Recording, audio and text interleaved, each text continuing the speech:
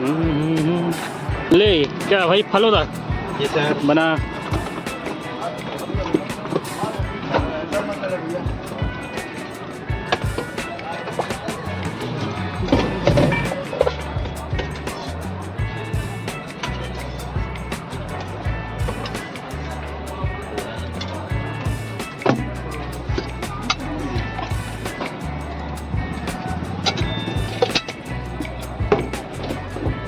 भैया हमारे इसमें तो आप प्याज टमाटर काट दीजिए।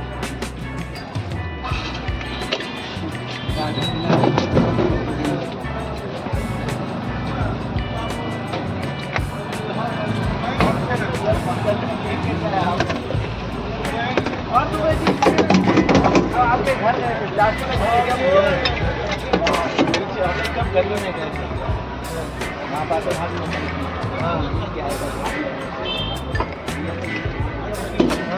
तो क्या गया था आइसक्रीम इसमें क्या जाएगा भैया?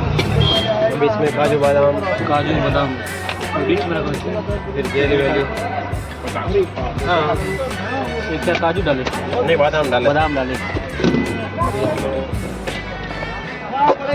जेल रहेगा कतरी रहेगा ये कतरी है।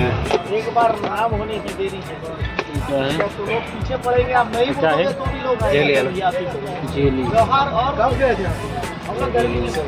अब मई में गए। तो आप ये रेड रोज। मतलब दिखते हो आप लेकिन क्या चलते फिरते दिखते